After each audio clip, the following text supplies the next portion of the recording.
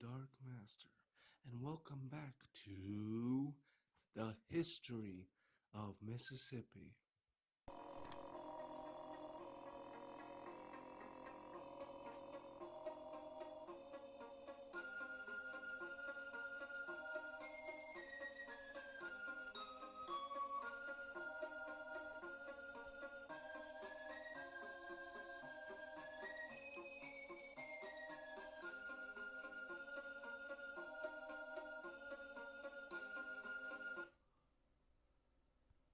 The Eocene epoch follows directly after the Paleocene, so its name is quite weird. It means dawn of the recent, but the Cenozoic is truly the age of recent life. Therefore, its name should be switched with the previous Paleocene. But I talked about that enough last episode. I'll put a link to it in the description.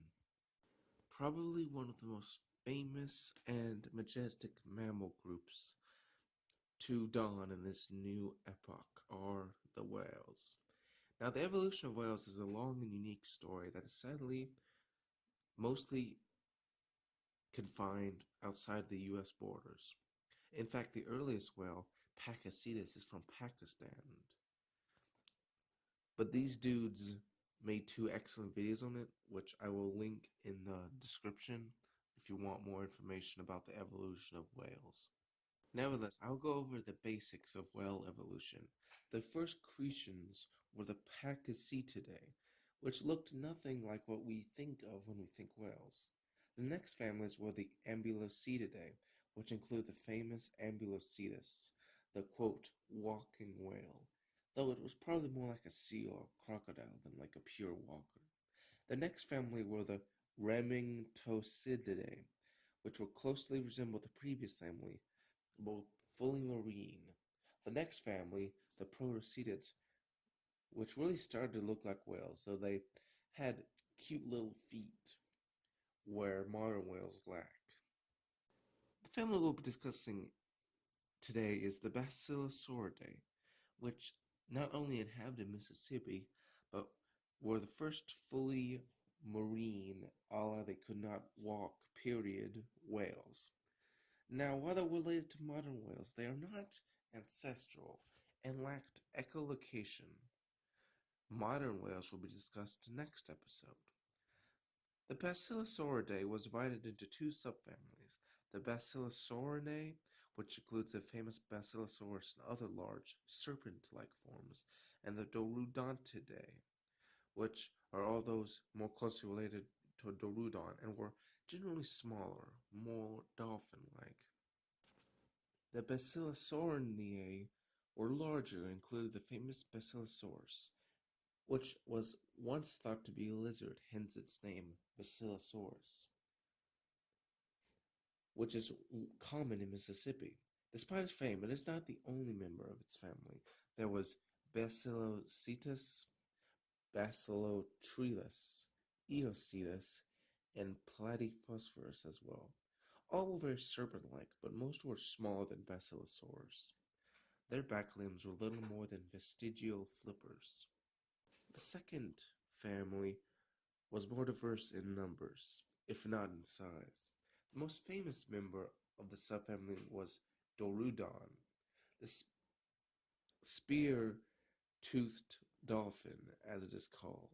Another famous was Cynthia, which, while as larger, was more like a stocky Basilosaurus. It wasn't quite as eel-like as its relation. Also in the seas emerged the first sirens, with species such as Pezosiren and Protosomus, illustrating the transition from a four-legged ancestor not unlike primitive elephants, such as Monotherium, to fully aquatic herbivores like the manatee of today. Speaking of elephants, after their emergence in the Paleocene, the Eocene saw a mild diversification of forms both strange and oddly familiar. Monotherium is arguably the most famous of them.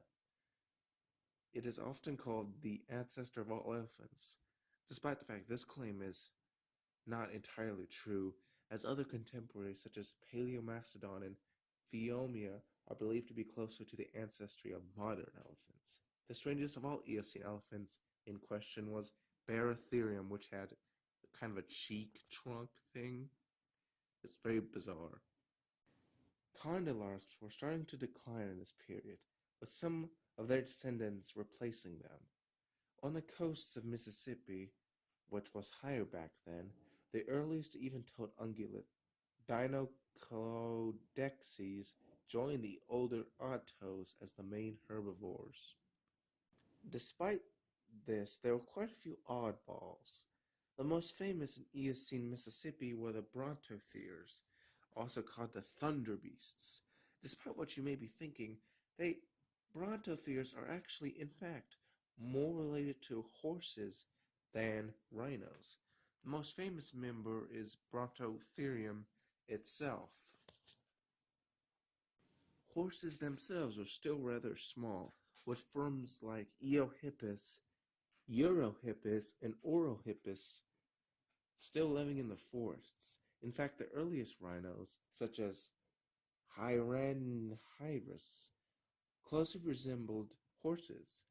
They hadn't grown out yet, you know. Their horns are still quite short, if you know what I'm saying. Anyway, tapirs still resemble their ancient forms and flourished today, despite being what some people call living fossils. Going back to the even-toed ungulates, most of the groups that evolved in the past are still with us. Camels actually evolved in North America, in fact. This place also saw two of the three major extinct families of even-toed ungulates. Oreodonts, which I'll discuss next time, and the terror pigs. Dun, dun, dun. Okay, so they weren't actual pigs. In fact, entodonts were a group more closely related to hippos and whales. I can't get away from them this episode, I guess. Anyway, they did closely resemble pigs.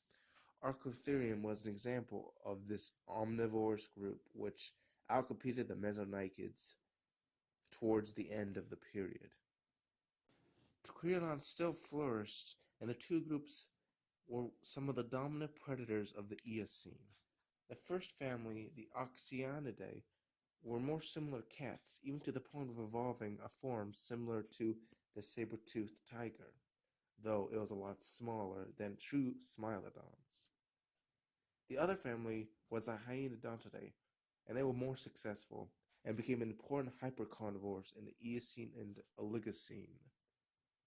These fearsome and ferocious carnivores resembled modern hyenas.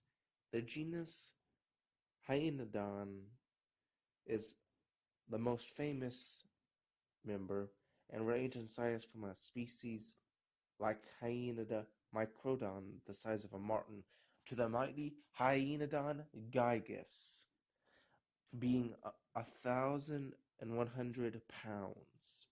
Unlike true carnivores, ironically, they were more carnivorous. Yes, you heard it right. They were more carnivorous than a group literally called carnivora. In the Eocene, these archaic carnivores were joined by the first truly large carnivores, the carnivorans. A common phrase is that there are cat people and dog people, where the true carnivores are also split between the feliforms, the quote-unquote cat-like carnivorans, and the caniforms, the quote-unquote dog-like carnivorans. The earliest representatives of both suborders dawned in this period. On the dog side, the Amphicyonidae, called bear dogs, emerged in the Middle Eocene. Their name is an apt one, as for some members were the size of bears and walked on their flat feet like bears. But otherwise, they all looked like large wolves, so it's really an apt name if you think about it. On the cat side, Nimravids, the false saber-toothed tigers, also emerged in the late Eocene. Despite outward appearances, they belong to a completely separate but related family to true cats. I know it's complicated, but I promise you, I'll go over it in the next episode because there's another saber-toothed tiger. Man, trust me, it gets confusing. Back to Mississippi, sea levels were lower than the previous periods. Merely half of the state was covered in water. Because of this, fossils from the time are mostly marine, aside from a lone brontothere skull, a new species called Notitinops, known from two specimens. It was a smaller species. In addition to Basilosaurus, which was at one point mistakenly believed to be a reptile, there was a true sea serpent, Paleophis, previously mentioned in the last time period, also swam the seas. Last of the truly bizarre sea monsters was Ziphiornicus, which was related to true swordfish, but bigger, and both jaws were elongated. Heck, there's one at the Natural Science Museum if you want to check it out. I'd recommend it. It's a good place to visit. The humidity and these shallow seas was not to last, however. The Eocene Oligocene extinction event, while not as big as the Big Five, this had significant effects, especially in the ocean, as general cooling trend started in the Oligocene. Where were our ancestors? The first monkeys evolved in the Eocene. The most famous was Darwinius, the link between Old World and New World monkeys. And also kind of controversial in the science blog community for some baffling reason. I guess they don't like people being excited about science or something. Anyway, join me next time in the Oligocene, in the history of Mississippi.